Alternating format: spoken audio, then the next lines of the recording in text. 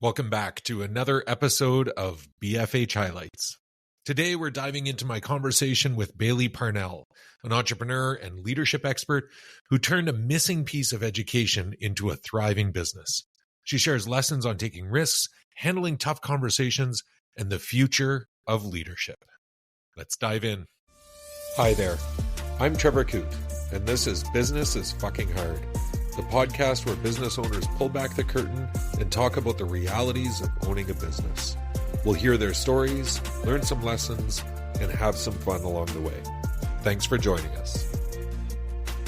Bailey didn't set out to start a business. She saw a major gap in soft skills education while working at Toronto Metropolitan University. Instead of waiting for someone else to solve it, she built the solution.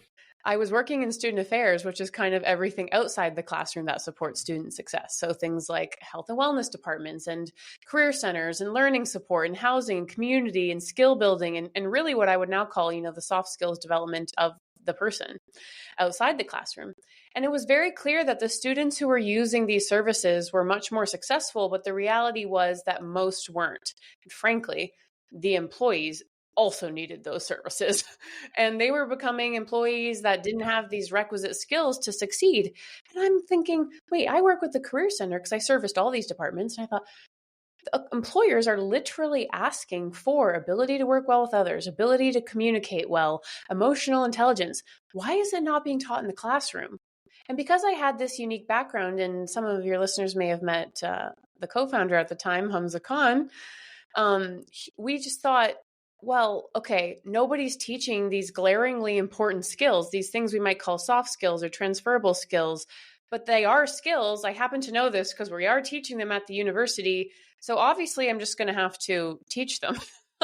and that's where the entrepreneurship was born in a more formal way. Big takeaway here.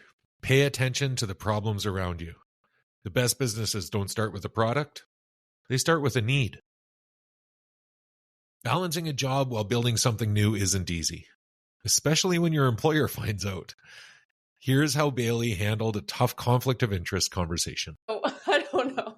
What happened, though, was there was somebody who worked for the Career Center at that orientation, obviously, and they went back to their boss, who was like, why is Bailey doing this?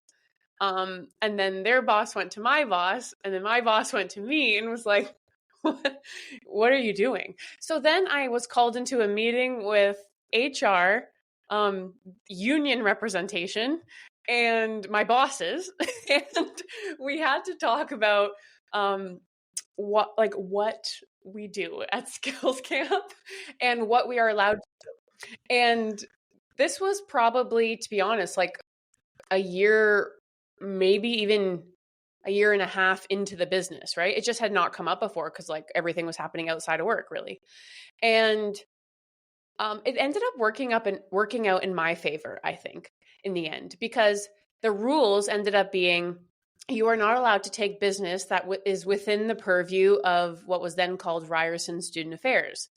And why that worked in my favor was because I thought, okay, that is one department of one university in one city.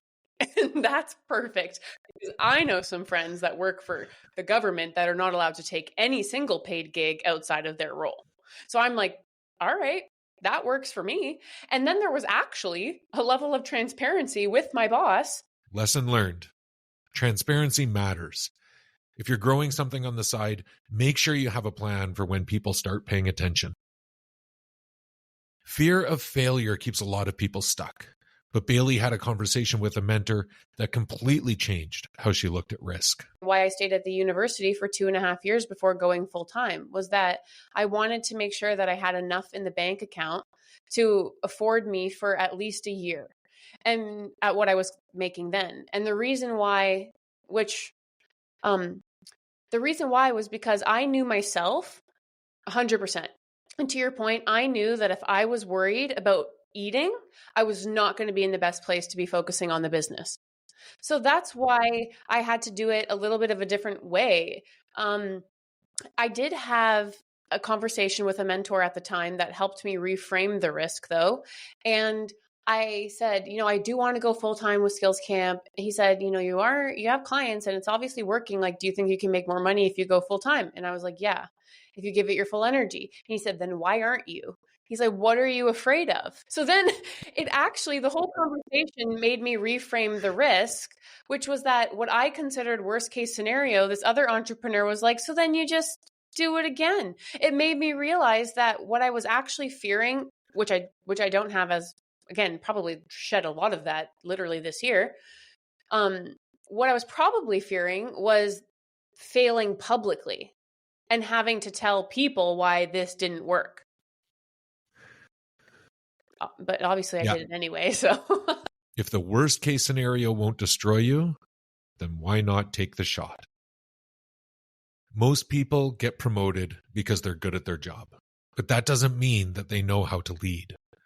Bailey explains why soft skills are crucial. Yeah, well, you want to talk about a hard part of business. When we go into businesses, we are brought in very particularly for the hard part, that is people.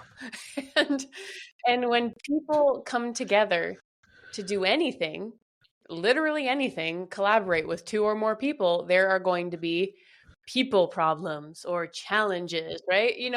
And a lot of these people problems, the hard part of business, certainly come from leadership, and they come from leadership as a problem and as a potential solution, because when leaders come to us, some of their hard parts of business is dealing with their people. And very often this has to do with, those stoic leaders that you mentioned. Very often those leaders were put in place because they were good at something.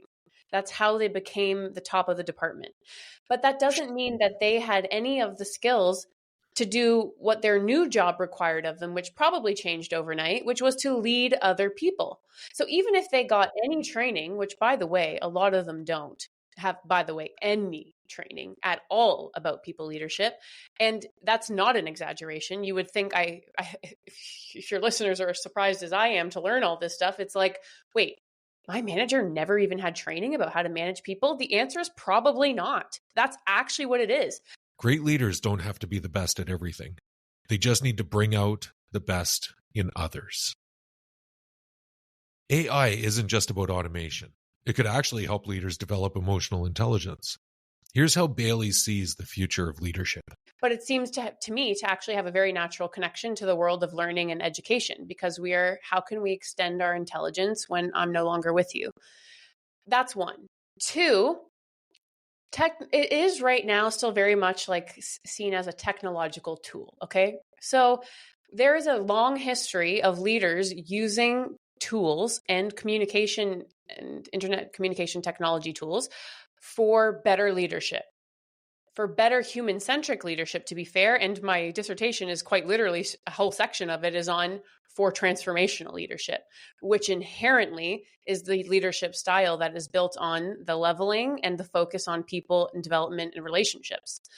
So early exploration is that I think generative AI is going to be able to support leaders in things like giving feedback, in understanding cross-cultural implications, understanding intergenerational dynamics, being able to communicate assertively and not aggressively, being able to, I feel like I could literally go on and on. Almost every single skill we have could be supported in some way by our collected intelligence. And so that is early thinking on it. But honestly, you got to let me conduct my study first, and then I'll tell you what I literally found. Tech isn't replacing great leaders. It's giving them more tools to be even greater.